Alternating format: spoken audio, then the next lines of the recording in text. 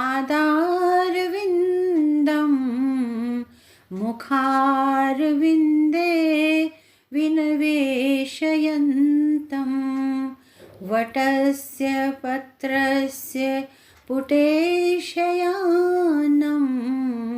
बालं मुकुन्दं मनसा स्मरामि बालं मुकुन्दं मनसा स्मरामि बालं मुकुन्दं मनसा स्मरामि।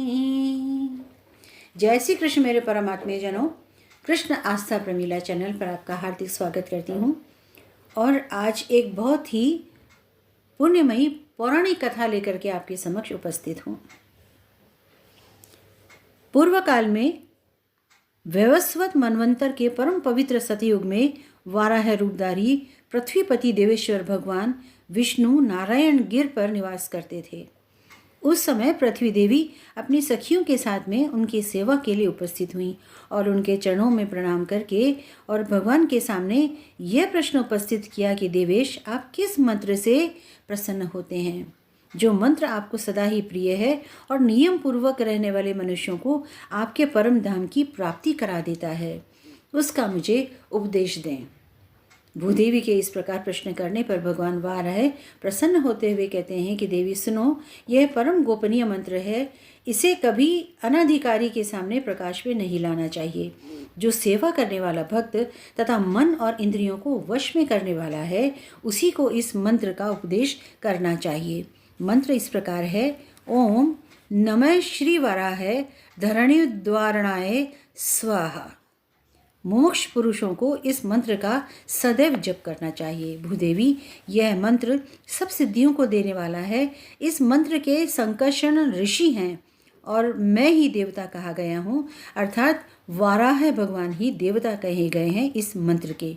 इस छंद, इसकी पंक्ति छंद है और बीज श्री है। सद्गुरु से इस मंत्र की दीक्षा लेकर के इसका 4 लाख जप करना चाहिए और घी तथा मधु मिलाए हुए खीर का हवन करना चाहिए, तो निश्चित रूप से विजय श्री की प्राप्ति होती है।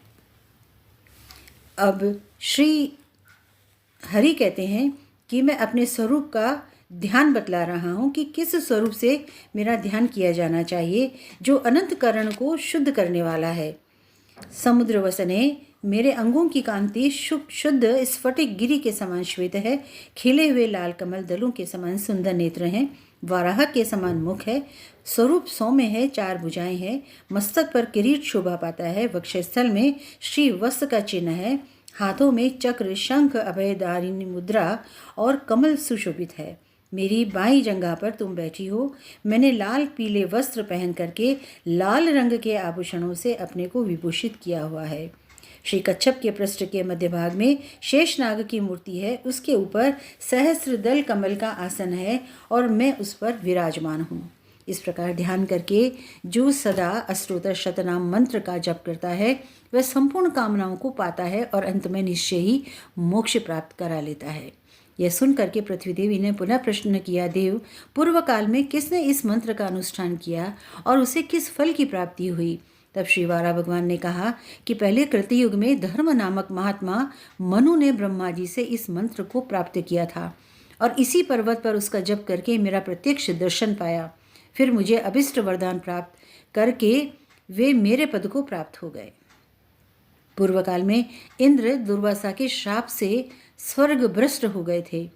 उस समय इसी मंत्र से मेरी आराधना करके उन्होंने पुनः स्वर्ग का राज्य प्राप्त किया था।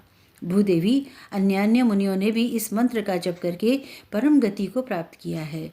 सर्पों के स्वामी अनंत ने कश्यप जी से इस मंत्र को पा करके श्वेत द्वीप में इसका जप किया और उसी से अद्भुत शक्ति पाकर वे पृथ्वी को धारण करने में समर्थ हुए हैं। अतः पृथ्वी की अभिलाषा रखने वाले मनुष्यों को यह लोक में सदा ही इस मंत्र का जाप करना चाहिए। अर्थात इस मंत्र का जाप करने से सर्वसिद्धि के साथ में पृथ्वी भी प्राप्त होती है, अर्थात भूमि प्राप्त होती है, भूमि का योग बनता है। तो आप सभी के लिए भूमि का योग बने। अनंत मंगल कामनाओं के साथ मिलते हैं अगले वीडियो में। तब तक के लिए आप सभी को जय श्री कृष्ण।